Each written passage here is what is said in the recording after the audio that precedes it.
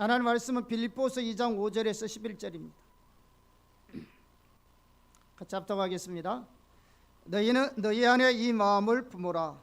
곧 그리스도 예수의 마음이니 그는 근본 하나님의 본체시나 하나님과 동등됨을 취할 것으로 여기지 아니하시고 오히려 자기를 비워 종의 형체를 가지사 사람들과 같이 되셨고 사람의 모양으로 나타나사 자기를 낮추시고 죽기까지 복종하셨으니 곧 십자가에 죽으심이라. 이러므로 하나님이 그를 지극히 높여 모든 이름 위에 뛰어난 이름을 주사 하늘에 있는 자들과 땅에 있는 자들과 땅 아래에 있는 자들로 모든 무릎을 예수의 이름에 꿇게 하시고 모든 입으로 예수 그리스도를 주라 시인하여 하나님 아버지께 영광을 돌리게 하셨느니라. 아멘. 자, 원래 우리가 하나님께서 주신 비전 가운데 하나가 하나님의 군대로 세워지기를 원합니다. 그래서 하나님의 군대로 세워주소서. 하나님의 군대로 세워지기 위해서는 첫째는 우리가 발의 무리로 사는 삶이 필요합니다. 하나님의 군대는 발의 무리의 삶을 사는 자들입니다. 오늘은 두 번째로 하나님의 군대로 세워지는 교회는 섬기는 종의 삶을 살아갑니다. 그래서 오늘은 섬기는 종으로서 삶에 대해서 두 주간에 걸쳐서 살펴보도록 하겠습니다. 구약 성경은 오실 메시아에 대해서 네 가지로 예언하고 있습니다. 왕으로 오실 메시아, 선지자로 오실 메시아, 또 제사장으로 오실 메시아, 그리고 종으로 오실 메시아에 대해서 말씀하고 있습니다.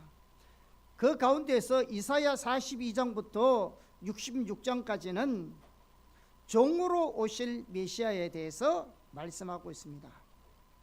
그리고 종으로 오실 메시아가 감당할 사역에 관해서 크게 두 가지를 말씀하고 있습니다.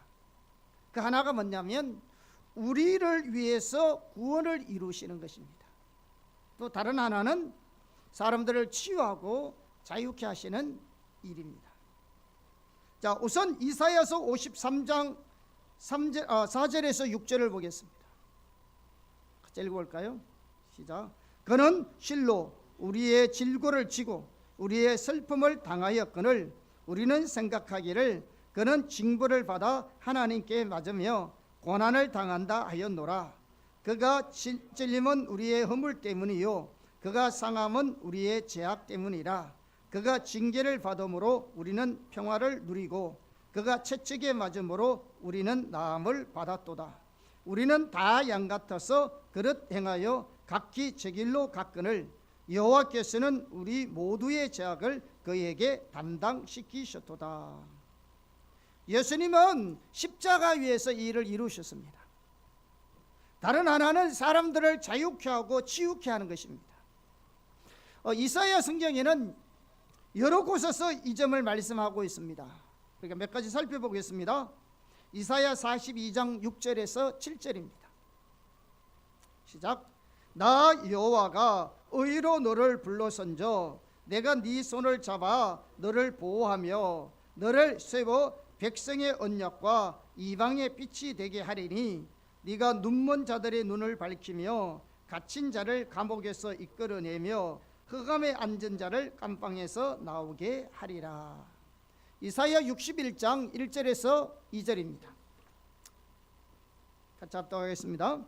주 여호와의 영이 내게 내리셨으니 이는 여호와께서 내게 기름을 부어사 가난한 자에게 아름다운 소식을 전하게 하려 하심이라. 나를 보내사 마음이 상한 자를 고치며 포로된 자에게 자유를 갇힌 자에게 노임을 선포하며 여호와의 은혜의 해와 우리 하나님의 보복의 날을 선포하여 모든 슬픈 자를 위로하되 은혜의 해와 우리 하나님의 신은의 날을 전파하여 모든 슬픈 자를 위로하되. 그리고 복음서에 나오는 예수님의 사역을 보면 알 수 있듯이 이것이 바로 예수님께서 감당하신 사역입니다. 또한 이사야서에 보면 하나님께서는 이러한 사역을 감당하기 위해서 직분과 기름 부음에 대해서 말씀하고 있습니다. 자, 이사야 42장 1절을 다시 한번 보겠습니다. 시작. 내가 붙드는 나의 종, 내 마음에 기뻐하는 자, 곧 내가 택한 사람을 보라. 내가 나의 영을 그에게 주었은저 그가 이방의 정의를 베풀리라. 자, 여기 보시면 종으로 오실 메시아에 대해서 말씀하시면서 그 직분이 뭐냐 그러면 종이라는 거죠.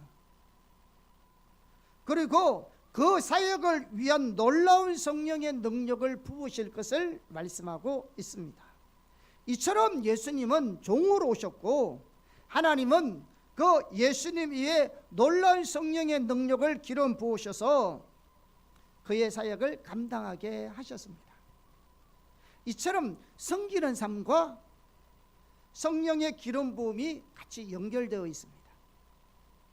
특별히 이사야 42장에서 66장은 오늘날 우리에게도 매우 중요한 의미가 있는 말씀입니다.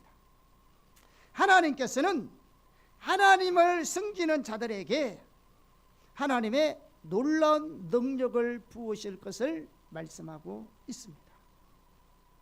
자, 종으로 오신 메시아의 사역 중에서 인간의 죄를 위해서 대속의 죽음을 당하신 것은 예수님께서 단번에 영원히 이루어 주셨습니다. 이를 위해서는 어느 누구도 대신할 수 없습니다. 대속의 죽음은 오직 예수님만이 할 수 있습니다. 그러나 사람들을 자유케 하고 치유케 하신 것은 오직 예수님만이 하신 일이 아니었습니다. 그러한 사역은 예수님의 제자들도 감당하셨고 또한 교회가 감당해야 될 사역이기도 합니다. 특히 이사야서 42장에서 66장은 말세 지말에 관한 많은 예언들이 담겨 있습니다. 그래서 하나님께서는 말세 지말에 은혜 때보다도 강한 성령의 능력을 부으셔서 예수님의 사역이 하나님의 백성들을 통해서 이루어지도록 하십니다. 그런데 하나님은 예수님처럼 섬기는 자들에게 그 능력을 부으셔서 그 일을 하게 하십니다.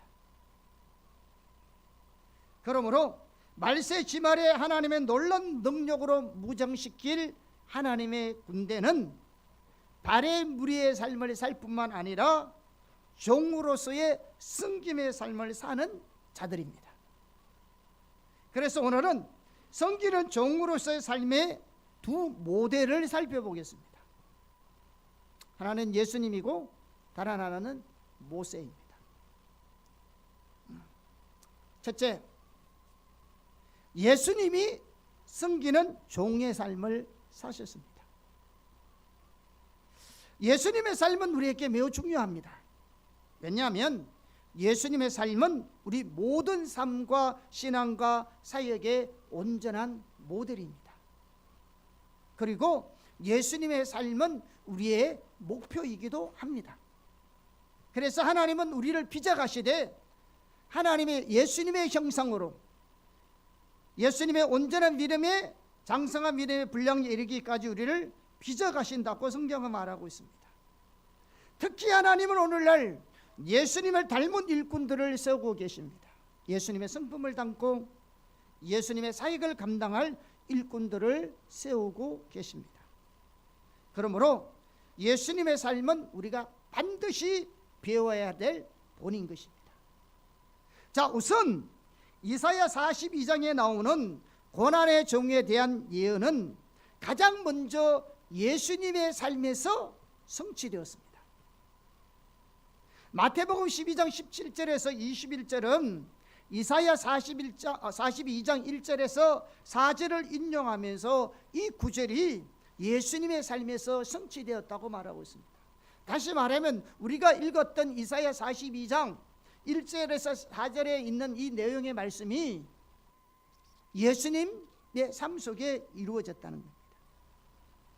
그리고 신약 성경에서 종으로 오신 예수님의 모습과 그분에게 놀라운 성령의 능력이 부어질 것을 볼 수가 있습니다. 자, 먼저 예수님은 섬기는 종으로 오셨습니다.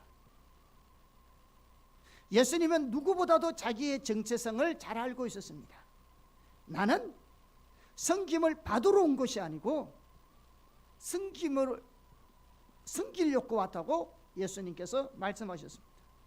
자, 마가복음 10장 45절 같이 읽어보겠습니다. 시작. 인자가 온 것은 섬김을 받으려 함이 아니라 도리어 섬기려 하고 자기 목숨을 많은 사람의 대속물로 주려 함이니라. 자, 누가복음 22장 27절 시작. 앉아서 먹는 자가 크냐 섬기는 자가 크냐? 앉아서 먹는 자가 아니냐? 그러나 나는 섬기는 자로 너희 중에 있느니라. 예수님은 자기가 이 땅에 오신 목적이 뭐냐? 자신의 정체성이 뭐냐? 나는 이 땅에 대접하려고 온 것도 아니고 섬김을 받으려 온 것도 아니고 나는 섬기러 왔다. 아멘. 자, 이 점을 사도들도 명백하게 예수님이 섬기러 왔다는 사실을 이해하고 있었습니다. 자, 오늘 본문 말씀을 다시 한 번 더 보겠습니다. 빌립보서 2장 5절에서 8절입니다. 같이 한번 보겠습니다. 시작. 너희 안에 이 마음을 품으라. 곧 그리스도 예수의 마음이니 그는 근본 하나님의 본체시나 하나님과 동등됨을 취할 것으로 여기지 아니하시고 오히려 자기를 비워 종의 형체를 가지사 사람들과 같이 되셨고 사람의 모형으로 나타나사 자기를 낮추시고 죽기까지 복종하셨으니 곧 십자가에 죽으심이라. 사도들도 예수님이 섬기는 종의 모습으로 왔다는 것을 이해하고 있었습니다. 자, 그런데 신약 성경에 보면 종으로 오신 예수님 위에 하나님의 놀라운 성령의 능력을 부으실 것을 말씀하고 있습니다. 자, 우선 마태복음 3장 16절에서 17절입니다. 시작. 예수께서 침례를 받으시고 그 물에서 올라오실새 하늘이 열리고 하나님의 성령이 비둘기같이 내려 자기 위에 임하심을 보시더니 하늘로부터 소리가 있어 말씀하시되 이는 내 사랑하는 아들이요 내 기뻐하는 자라 하시니라. 또 누가복음 4장 18절에서 21절 시작. 주의 성령이 내게 임하셨으니 이는 가난한 자에게 복음을 전하게 하시려고 내게 기름을 부으시고 나를 보내서 포로된 자에게 자유를 눈먼 자에게 다시 보게 함을 전파하며 눌린 자를 자유롭게 하고 주의 은혜의 해를 전파하게 하려 하심이라 하였더라. 책을 덮어 그 맡은 자에게 주시고 앉으시니 회당에 있는 자들이 다 주목하여 보더라. 이에 예수께서 그들에게 말씀하시되 이 글이 오늘 너희 귀에 응하였느니라 하시니. 요한복음 3장 34절 하나님이 보내신 이는 하나님의 말씀을 하나니 이는 하나님이 성령을 한량없이 주심이라. 사도행전 10장 38절 하나님이 나사렛 예수에게 성령과 능력을 기름 붓듯 하셨으며 그가 두루 다니시며 선한 일을 행하시고 마귀에게 눌린 모든 사람을 고치셨으니 이는 하나님이 함께 하셨습니다. 아멘. 이처럼 예수님은 섬기는 종으로 오셨습니다. 특히 그분이 이 세상에 오셔서 감당하신 사역은 종으로서 감당하신 사역이었습니다. 그리고 하나님은 그 예수님 위에 그 사역을 감당할 수 있도록 놀라운 성령의 능력을 부으셨습니다. 뿐만 아니라 하나님은 그 섬기는 종들을 기뻐하시고 그를 뒷받침하십니다. 자, 이 점을 예수님의 삶에서도 명백하게 볼 수가 있습니다. 먼저 이사야 42장 1절을 다시 보겠습니다.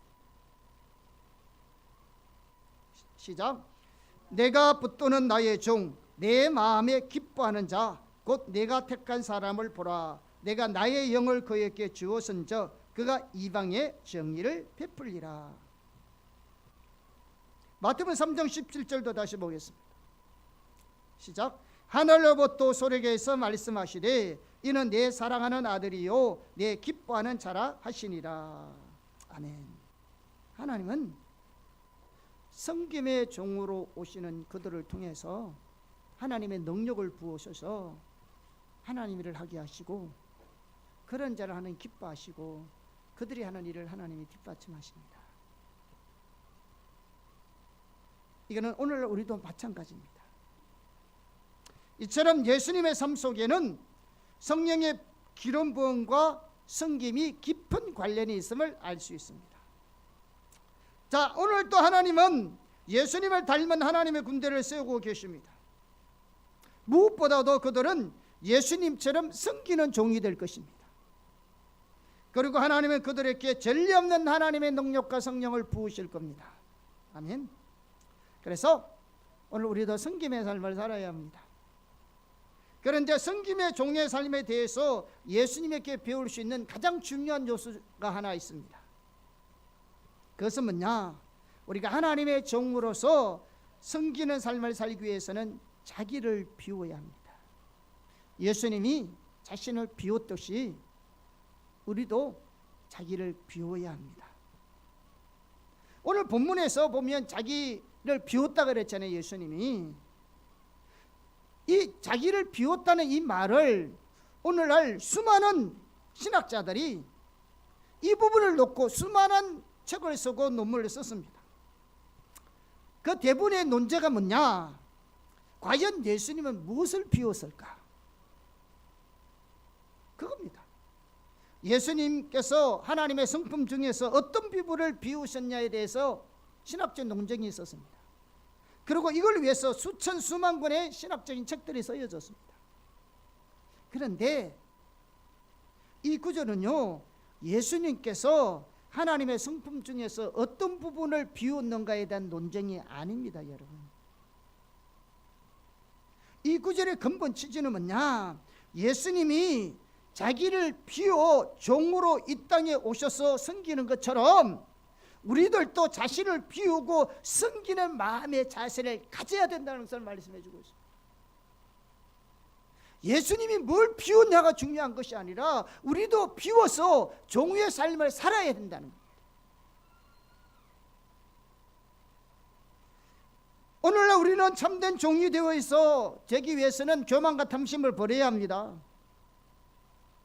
다른 사람보다도 앞서고자 하는 욕망과 다른 사람에게 잘 보이고자 하는 욕망도 비워야 합니다. 특히 자신의 하나님의 은사를 가지고 자신의 영예나 명예나 이름을 위해 사용하고자 원하는 마음의 자세와 태도를 버려야 합니다.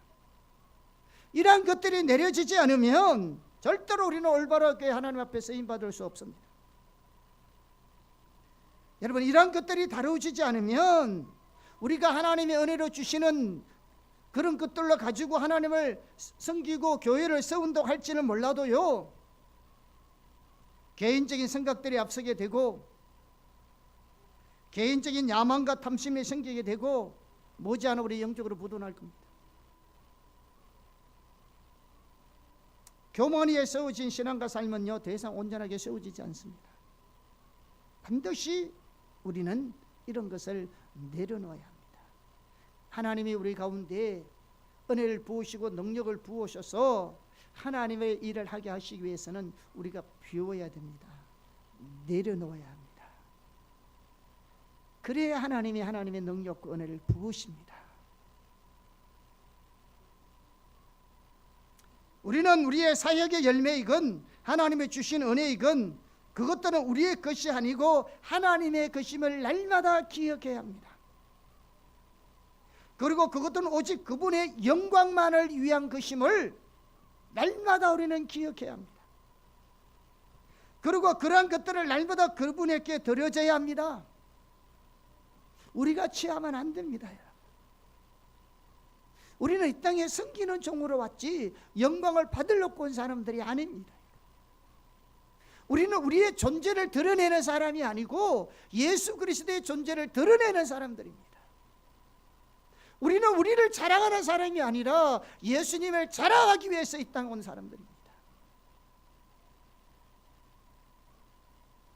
우리는 이러한 것을 침례 요한의 삶에서 잘 볼 수 있습니다. 그는 자기가 누구인가를 조사하기 위해서 찾아온 종교 지도자들에게 자기가 그리스도가 아닌 것을 적극적으로 변호했습니다. 요한복음 1장 20절을 볼까요? 시작. 요한이 드러내어 말하고 숨기지 아니하니 드러내어 하는 말이 나는 그리스도가 아니라 한데, 그는요 자기가 그리스도가 아니라는 사실을 숨기지 않았습니다. 뿐만 아니라 사람들이 당신이 그리스도냐? 라고 물었을 때 아무 말 없이 입 다물고 읽지 않았고요, 그들에게 자기는 그리스도가 아니라는 것을 당당하게 말했습니다. 뿐만 아니라 그들이 묻지 않았을 때에도 적극적으로 나서서 자기는 그리스도가 아니라고 말했습니다. 특히 그는 그 당시에 무명의 사람이 아니었습니다. 그 당시 침례 요한은 온 이스라엘이 그에게 몰려오고 있었을 때입니다. 전국에서 수많은 제자들이 그를 따랐습니다. 그런데 바로 그때 그들 앞에서 침례 요한은 나는 그리스도가 아니라고 명백하게 말했습니다. 모세의 경우도 마찬가지입니다. 성경에 보면 하나님은 모세에게 이스라엘 백성들을 가리켜서 너 것이다 이렇게 말씀하시면 모세는 하나님께 아닙니다, 그들은 당신께서 애굽에서 건져낸 당신의 백성입니다고 말했습니다. 여러분, 이 말이요 굉장히 의미 있는 말들입니다. 이런 모세가 가졌던 자세를 우리도 가지는 것이 중요합니다. 이 부분에 대해서 우리가 뒤에 더 자세히 살펴보겠습니다. 침례 요한이나 모세는 철저하게 하나님의 것을 하나님께 돌려드렸습니다. 오늘 많은 사람들이 말세 지말에 부으시는 하나님의 놀라운 기름 부음을 받기를 원합니다. 하나님께 쓰임받기 원합니다. 하나님의 영광에 의해서 살기를 원합니다. 그러나 많은 사람들 중에 자기 희생을 통해서 섬기는 하나님의 종으로 살아가기를 원하지 않습니다. 그런 자들은 하나님의 군대로 세움을 입지 못합니다. 우리는 이 땅에 섬기는 종으로 왔다는 것을 기억하시고 우리의 것을 비워 하나님의 것으로 채워 하나님의 능력으로 하나님의 일에 감당하는 저와 여러분이 되기를 예수님으로 축복합니다. 자, 둘째, 모세는 하나님의 집에 충성된 종의 삶을 살았습니다. 섬기는 종의 삶과 관련해서 우리에게 좋은 모델이 되는 또 한 사람이 모세입니다. 물론 모세뿐만 아니라 성경에 나오는 모든 신실한 하나님의 사람들은 다 섬기는 종들이었습니다. 그런데 그 중에서 모세는 오늘날 우리에게 매우 중요한 본이 되는 인물 중에 한 사람입니다. 모세의 섬김에 대해서 잘 보여주기는 성경 구절이 히브리서에 나옵니다. 자, 히브리서 3장 1절에서 6절을 보겠습니다. 히브리서 3장 1절에서 6절 같이 읽어보겠습니다. 그러므로 함께 하늘의 부르심을 받은 거룩한 형제들아, 우리가 믿는 도리의 사도이시며 대제사장이신 예수를 깊이 생각하라. 그는 자기를 세우신 이에게 신실하기를 모세가 하나님의 온 집에서 한 것과 같이 하였으니 그는 모세보다 더욱 영광을 받을 만한 것이 마치 집 지은 자가 그 집보다 더욱 존귀함 같으니라. 집마다 지은 이가 있으니 만물을 지으신 이는 하나님이시라. 또한 모세는 장래에 말할 것을 정언하여 하기 위하여 하나님의 온 집에서 종으로서 신실하였고 그리스도는 하나님의 집을 맡은 아들로서 그와 같이 하셨으니 우리가 소망의 확신과 자랑을 끝까지 굳게 잡고 있으면 우리는 그의 집이라. 자, 히브리서는요 예수님의 우월성에 대해서 기록하고 있는 책입니다. 그래서 1장 2장에서는 예수님이 천사보다도 더 우월하다는 것을 말씀하고 있습니다. 그리고 3장에서는 예수님이 모세보다도 더 우월한 사람이라고 말씀하고 있습니다. 그러면서 이 3장에서 모세와 예수님을 비교하면서 모세의 섬김에 대한 매우 중요한 요소를 우리에게 몇 가지 말씀하고 있습니다. 자, 우선 오늘 히브리서 3장에 보면 예수님과 모세 두 사람 모두 충성된 종이었다고 말씀하고 있습니다. 옛날 우리가 개역 성경에는 충성이라는 단어로 쓰여졌고요, 우리 개정판에는 신실함이라는 단어로 번역되어 있습니다. 그러니까 신실하다는 말과 충성이라는 단어는 같은 말입니다. 예수님과 모세 모두 충성된 종이었다는 것입니다. 여러분, 종에게 있어서 가장 우선적으로 요구하는 자세는 신실함입니다. 충성스러움입니다. 종에게 요구되는 것은 능력이나 재능이 아닙니다. 학문이나 많은 경험이 아닙니다. 종에게 요구되는 자세는 신실함입니다. 충성스러움이라고요. 그러므로 사도 바울은 고린도서 4장 2절에 보면 그리고 맡은 자들에게 구할 것은 충성이니라라고 말씀하고 있습니다. 이 말이 무슨 말인지 아세요? 하나님께서는 모든 그리스도인에게 하나님의 청지기로서 요구하시는 것이 뭐냐? 신실함이란 말이에요. 충성스러움을 말하고 있습니다. 하나님께서는 우리가 얼마나 세상의 지혜와 지식을 가졌느냐, 우리가 얼마나 많은 재물을 가졌느냐, 얼마나 우리의 가문이 훌륭하냐, 얼마나 사회적 지위를 가지고 영향력을 행사하느냐, 우리가 얼마나 하나님의 능력과 은사를 가졌느냐, 그거 보는 거 아닙니다. 여러분, 하나님 우리가 좀 부족해도 연약해도 하나님께서는 종이 주인에게 충성을 다하듯 하나님의 음성을 듣고 하나님의 명령에 순종하며 하나님의 행하심에 동참하되 힘들고 어렵더라도 끝까지 포기하지 않고 신실하게 충성을 다하는 것을 원하십니다. 하나님은 우리에게 요구하는 것은 신실함입니다. 충성스러움을 요구합니다. 이런 자에게 하나님은 하나님의 은혜와 하나님의 능력과 하나님의 지혜와 하나님의 은사를 부으셔서 하나님의 사명을 감당하게 하는 겁니다. 하나님은 알파와 오메가, 다시 말하면 처음과 나중이 되신 분이십니다.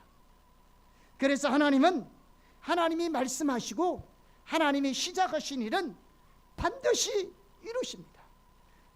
알파와 오메가라는 말은, 시작과 끝이라는 말은 하나님은 시작하시면 끝을 맺는다는 말입니다. 세상이 시작되었으면 세상이 끝날 날도 있습니다. 우리 인생이 태어났으면 죽는 날도 있는 것입니다.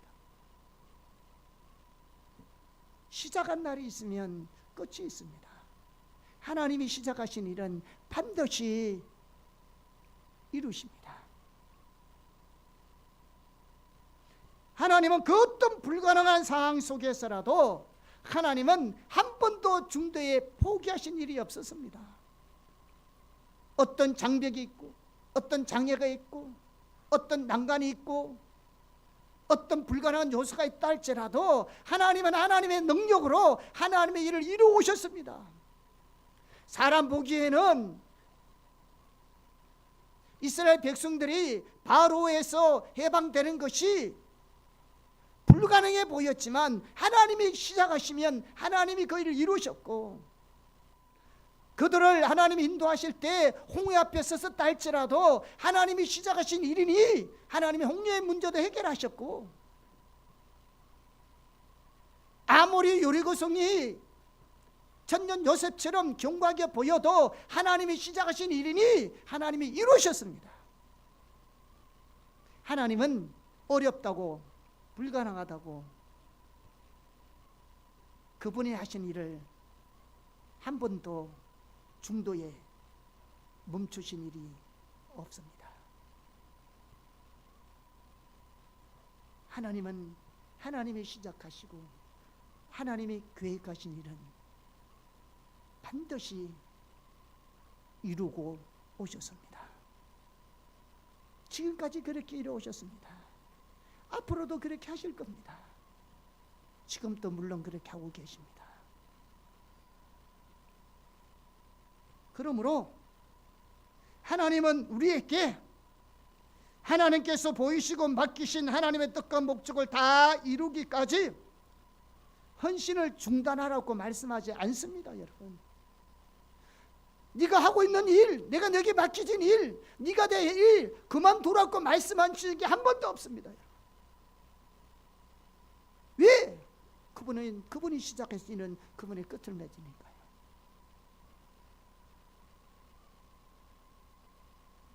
하나님께서 보이시고 맡기신 하나님의 사명, 하나님 뜻과 목적을 다 이루기까지 우리에게 헌신을 중단하라고 말씀하지 않는다니까요. 쉽게 말하면 하나님 앞에는 은퇴가 없습니다.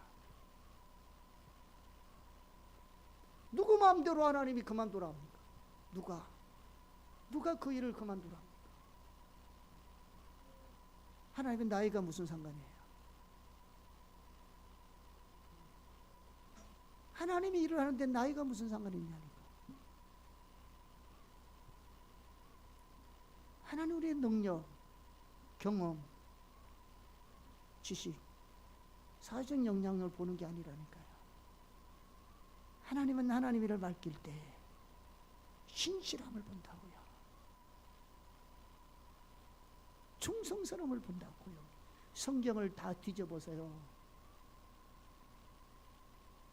하나님은 하나님 일을 맡길 때 그 사람의 능력을 보고 맡긴 것도 아니고, 그 사람의 실력을 보고 맡긴 것도 아니고, 그분의 재능을 보고 맡긴 것도 아니고, 그분의 가문을 보고 맡긴 것도 아니고, 그분의 신실함을 보고 맡기는 겁니다.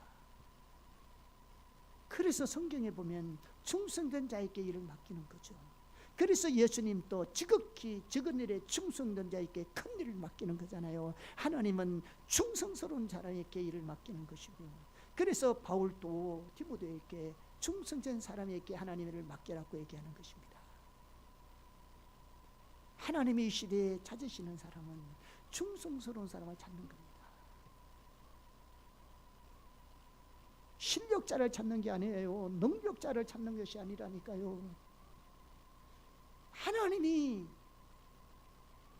찾으시는 사람은 끝까지 하나님의 일에, 그 행하심에, 그 맡기신 일에 끝까지 포기하지 않고 충성하는 그들에게 하나님의 지혜를 부으시고, 총명을 부으시고, 재능을 부으시고, 은사를 부으시고, 능력을 부으시고, 그의 상관때 하나님의 생명이 함께 하셔서 하나님의 자원으로 그분 일을 하게 하신다고요.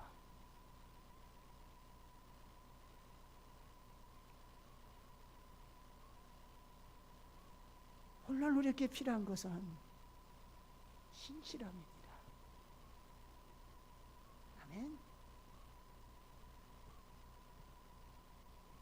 어떤 사람은 그렇게 말해요. 그때는 하나님께서 내게 그런 걸 하라고 하셨는데 지금은 그 일을 그만두고 다른 일을 하도록 나에게 재량권을 주셨다고 생각해요.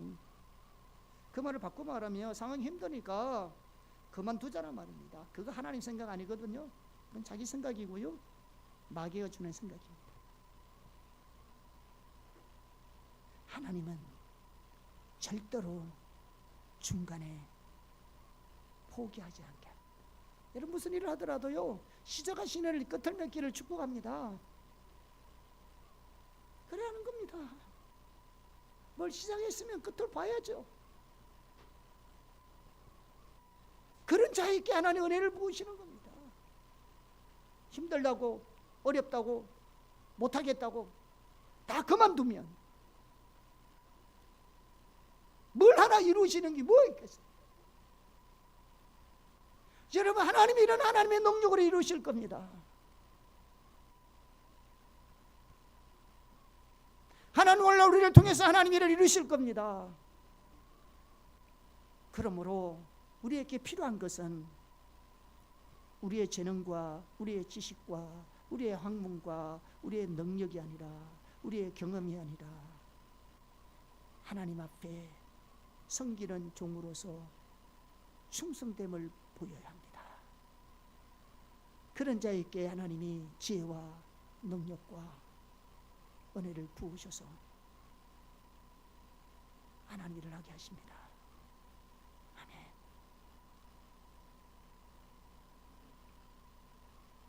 그러므로 모든 그리스도인들은 하나님께 그 무엇보다도 신실함, 충성스러운 자로 인정받아야 합니다.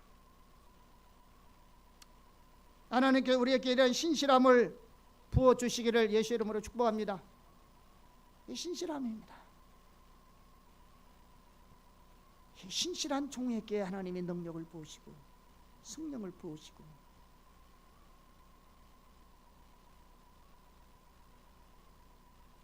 하나님을 하게 하십니다.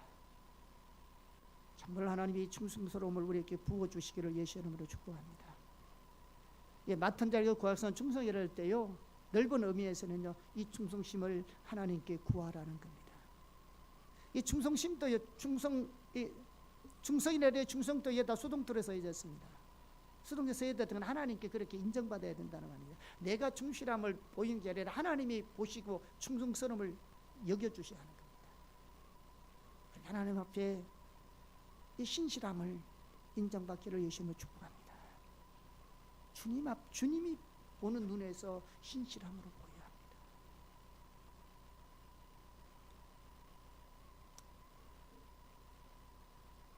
자, 모세와 예수님은 신실한 종이었습니다. 그런데 성경은 모세의 충성에 대해서 말하면서 그가 하나님의 집에서 종으로 충성했다고 말하고 있습니다. 하나님의 집에서 종으로 충성했다. 자, 이 말의 의미가 뭔지, 또 이 말의 의미가 굉장히 중요한데요, 그 중요성이 뭔지를 한번 살펴보겠습니다. 이 점을 살펴보려면 우리가 민수기 12장의 내용을 보면 알 수 있는데요, 민수기 12장의 내용은 어떤 내용이냐 그러면 모세가 이방 여자, 구스 여자를 취한 사건이 벌어지잖아요. 이 구스 여인은 오늘날 에티오피아를 말하는데요, 이로 인해서 아론과 미리암이 모세를 원망하면서 그 모세의 권위에 도전하는 일이 발생했습니다. 그러면서 아론과 미리암 자신들도 모세처럼 하나님이 세우신 지도로서의 권위가 있다고 주장합니다. 그런데 하나님께서 이 말을 들으셨어요. 그래서 이 세 사람을 회막문으로 불러냅니다. 그러고는 이들에게 이렇게 말합니다. 하나님께서 다른 선지자들에게는 때로는 이상으로, 때로는 꿈으로 말씀하셨지만 하나님께서는 모세에게는 다른 선지자들과는 다르게 하나님과 대면하여 말했고 또 하나님의 영광을 본 자라고 말합니다. 자, 이 사실은 출애굽기 33장에서도 알 수 있는데요, 모세는 구약 시대의 사람임에도 불구하고 하나님과 대화를 했습니다. 직접 친구처럼 대화했습니다. 얼마나 놀라운 친밀한 교제고 얼마나 놀라운 축복입니까? 자, 그런데요, 왜 모세를 하나님께서는 다른 선지자들과 다르게 하나님과 대면하여 하나님과의 친밀한 친구처럼 얘기하게 하고 하나님의 영광을 보게 해주셨느냐? 그 이유가 바로 뭐냐? 12장 7절에 나옵니다. 민수기 12장 7절에 같이 한번 보겠습니다. 시작. 내 종 모세와는 그렇지 아니하니 그는 내 온 집에 충성하니라. 그거 왜 다른 선지자들과 다르게, 다른 선지자는 이상과 꿈으로 말했지만 왜 모세에게는 하나님께서 대면하여서 말하면서 하나님의 영광을 보게 하셨느냐? 그가 하나님의 온 집에 충성스러운 자였다는 거죠. 여러분, 하나님과의 친밀한 교대도요, 하나님 앞에 진실한 자에게 나타나는 겁니다. 자, 그러면 하나님의 온 집에 충성했다는 말이 무슨 말이냐? 우선 하나님의 집은, 여기서 나오는 하나님의 집은 성막을, 회막을 말하는 것이 아닙니다. 성막을 말하는 것이 아닙니다. 왜냐하면 모세는 한 번도 성전에서 봉사한 적이 없습니다. 여기서 말하는 하나님의 집은 하나님의 백성을 가리킵니다. 그래서 히브리서의 3장에 보면 하나님의 집에 대해서 나오잖아요. 그 하나님의 집도 뭐냐? 그는 하나님의 백성을 해서의 공동체입니다. 교회를 말합니다. 하나님은요, 처음부터 어떤 성전의 건물에 거하시는 분이 아니고요, 하나님의 백성을 성전 삼고 그 가운데 거하기를 원하십니다. 아멘. 그래서 그 가운데서 하나님이 임재하셔서 하나님만 할 수 있는 크고 놀라운 일들을 이루시고 하나님 뜻을 성취하기를 원하십니다. 아멘. 자, 그래서 모세는 이렇게 하나님의 백성들을, 하나님께서 그에게 맡겨주신 하나님의 백성들을, 하나님의 교회를 그렇게 신실하게 충성스럽게 변함없이 섬긴다는 말이에요. 자, 이렇게 볼 때 모세가 하나님의 집에서 종으로 충성했다는 말을 한 두 가지로 우리가 살펴볼 수 있는데요, 좀 더 구체적으로. 첫째는 모세는 이스라엘 백성이 하나님의 백성인 것을 분명히 알았습니다. 이게 참 중요한데요. 여러분, 솔로몬이 하나님 앞에 지혜를 얻고 부를 얻게 되는 경우가 있었잖아요. 그럴 때 솔로몬이 왜 그런 걸 하나님 앞에 지혜를 구했습니까? 나는 어린아이와 같고, 그래서 하나님의 백성들을, 내게는 그들을 다스릴 만한 권한이 없으니까 하나님 입에 하나님의 백성들을 잘 다스릴 수 있도록 지혜를 달라는 거죠. 여러분, 이런 인식들이 너무너무 중요합니다. 자, 한번 좀 더 구체적으로 보겠습니다. 여러분, 모세가요, 자주 하나님하고요 어떤 이렇게 논쟁이 있었는 것이 있습니다. 이스라엘 백성들이 이렇게 하나님을 떠나고 하나님 말씀에 불순종하고 불신앙적인 요소를 보일 때마다 하나님이 화를 내시면서 모세하고 논쟁이 있었던 일이 있습니다. 그것이 뭐냐 그러면, 하나님이 이스라엘 백성들이 그렇게 불순종하고 불신앙적으로 요소를 볼 때 모세에게, 야, 이스라엘 백성들 너 백성이니까 네가 알아서 인도해, 이렇게 말해요. 뭐라고요? 이스라엘 백성이 누구 백성인데요? 하나님 백성인데, 하나님의 소유된 백성인데, 하나님의 거룩한, 하나님의 선택한 하나님의 백성인데, 그들이 불순종할 때마다 하나님은 모세에게 뭐라고 말하자느냐? 이 백성 네 백성이니까 네가 알아서 해라. 출애굽기 32장 7절을 보겠습니다. 시작.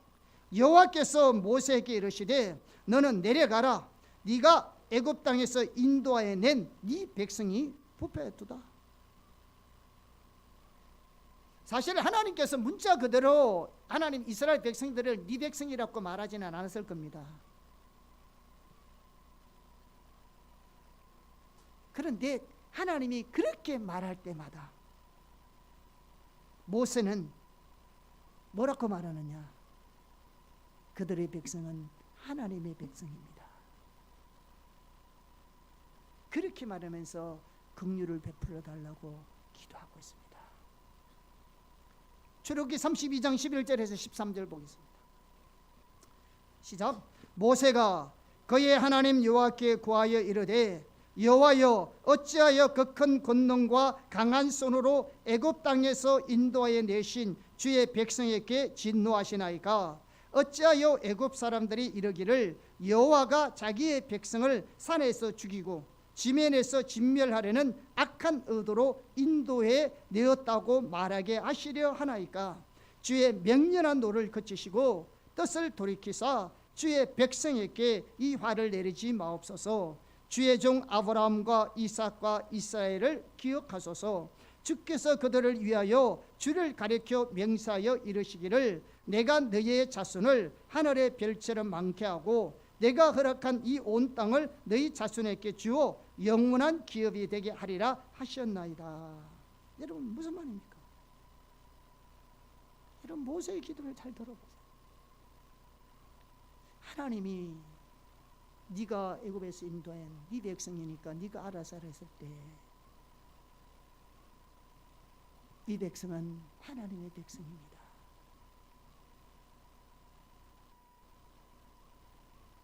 만약에 이 백성을 이 광야에서 죽이면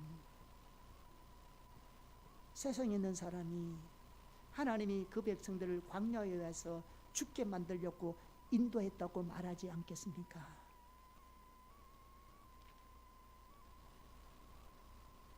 그러니 하나님 이 백성에게 긍휼을 베풀어 주시고 아브라함과 이삭과 야곱에게 하신 하나님의 언약을 기억하여 주시옵소서.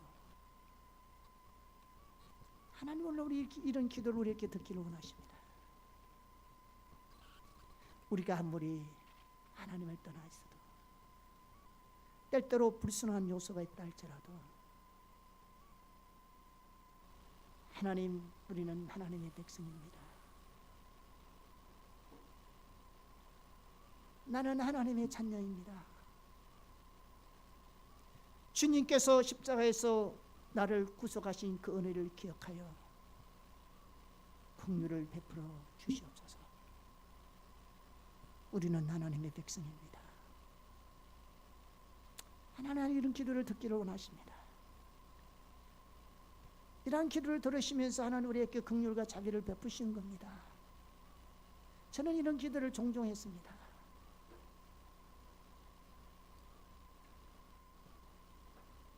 저는 종종 이런 기도를 했습니다. 하나님, 여러분의 삶에도 기억하십시오. 내 인생이 내 것이 아니고 주님의 소유입니다. 우리는 하나님의 자녀입니다. 그럼 우리는 언제든지 그분 앞에 와서 긍휼을 구할 수 있습니다.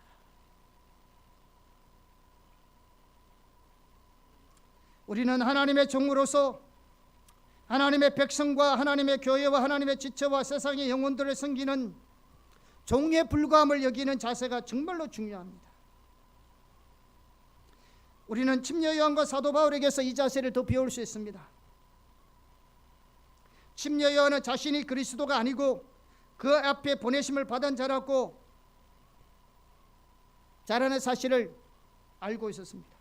뿐만 아니라 자기는 신랑의 친구에 불과한 자로서 신랑이 신부를 취하는 소리를 그 옆에 듣는 것으로 기쁨을 삼는다고 말했습니다. 그게 자기는 아무것도 아니라는 말입니다. 사도 바울은 자기는 성도들을 신랑 되신 예수 그리스도께 중매하는 중매장이에 불과하다는 겁니다. 우리는 우리의 영광과 영예를 위해 사는 자들이 아닙니다. 우리는 하나님의 영광을 위해 살아가는 하나님의 종입니다. 그러므로 우리는 자신의 기득권을 내려놓고 세상의 높은 자리에서 내려와서 누구든지 누구에게든지 낮은 자세로 섬길 수 있습니다. 우리는 세상에서 성공하고 출세해서 사람들에게 주목받고 인기를 끄는 사람으로 사는 자들이 아닙니다. 여러분, 우리는 사람들의 모든 관심과 초점을 그리스도께로 향하게 하고 그리스도께로 인도하는 하나님의 종입니다. 그러므로 자신의 존재가 세상에 잊혀진다 할지라도 개의치 않습니다. 우리는 그분의 나라와 의를 위해서 세상의 영혼과 하나님의 백성을 섬기는 종에 불과합니다. 그것도 변함없이 신실한 종에 불과합니다. 마지막 때에 하나님께서 이런 신실하고 충성스러운 하나님의 종들에게 성령의 놀라운 능력을 부으셔서 주님의 일을 이루실 겁니다. 아멘. 우리는 자세를 서기를 예수님을 축복합니다. 반면에 하나님의 백성들을 자신의 배를 채우는 목적으로 섬기는 영적 리더들도 있습니다. 한번 에스겔 34장 2절에서 4절을 보겠습니다. 같이 보겠습니다. 시작. 인자야, 너는 이스라엘 목자에게 예언하라. 그들 곧 목자들에게 예언하여 이르기를 주 여호와께서 이같이 말씀하시되 자기만 먹는 이스라엘 목자들은 화하실진적 목자들이 양떼를 먹이는 것이 합당하지 아니하냐.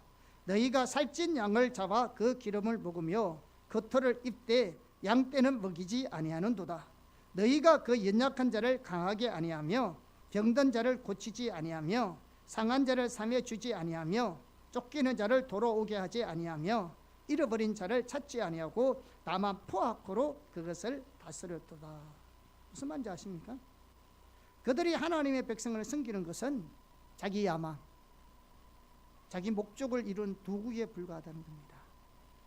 하나님 백성들의 영혼의 상처, 아픔, 육신의 약함과 삶의 고난에는요 관심도 없고요, 하나님 뜻과 목적, 의중에 대해서도 안중에도 없어요. 오직 자기 성공, 자기 유익, 자기 목적, 자기 출세만 추구합니다. 여러분, 이런 사람은 종의 자세가 아닙니다. 도리어 하나님의 진노만 있을 것입니다. 그런데 이거는요 단순한 목회자들에게만 해당되는 말이 아닙니다. 모든 그리스도인에게 해당됩니다. 주님을 숨기고 신앙생활하는 목적도 다 자기 중심입니다. 자기를 위해서입니다.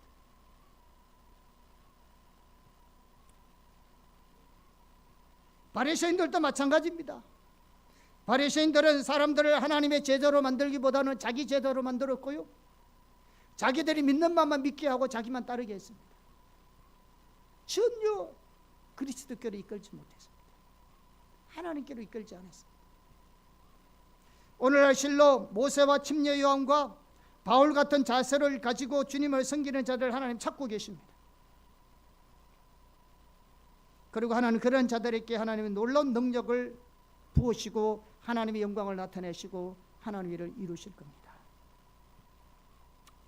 두 번째로 우리가 모세가 하나님의 집에 충성했다는 말은 그가 어떠한 삶을 살았는지를 보여주고 있습니다. 여러분, 종이 어떤 사람입니까? 종은 뭐 하는 사람입니까? 종은 주인 옆에 서 있다가요, 주인이 말씀하시면 나가서 그대로 순종하는 사람이 종입니다. 모세가 바로 그러한 삶을 살았습니다. 우리가 성경을 보아 알 수 있듯이 모세는 항상 하나님의 곁에서 하나님과의 친밀한 교제를 추구했습니다. 그것이 가장 우선적이었습니다. 그것이 그의 삶의 목표였고 목적이었습니다. 그런 면에서 그는 예수님과 똑같았습니다. 그리고 그는 하나님이 말씀하시면 나가서 그대로 순종했습니다. 모세는 절대로 자기 의미대로 하나님의 백성을 인도하지 않았습니다. 자신의 지혜로 그 일을 감당하지도 않았습니다. 모세가 한 것이라고는요, 주인의 앞에 엎드려, 하나님 앞에 엎드려 그분의 음성을 듣고 나가서 그대로 전하고 순종하는 것에 불과합니다. 오늘날 하나님이 찾으시는 사람은 이런 성금의 종의 삶을 사는 자들입니다. 다시 말하면 발의 무리의 삶입니다. 여러분, 성균인 종의 삶은 발의 무리의 삶입니다. 하나님 앞에 엎드려 그분의 음성을 듣고 그분의 말씀대로 순종하는 삶.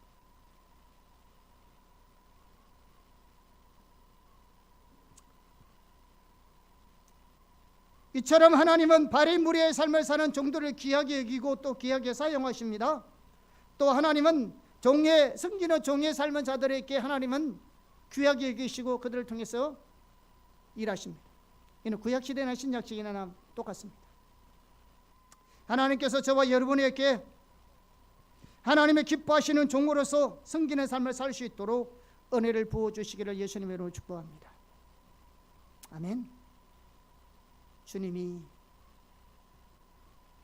섬김의 종으로 섬겼듯이 모세가 하나님의 집에 충성스러운 섬김의 종으로 섬겼듯이 우리 또한 이러한 섬김의 종으로 주님을 섬기는 자들이 되기를 예수의 이름으로 축복합니다. 아멘.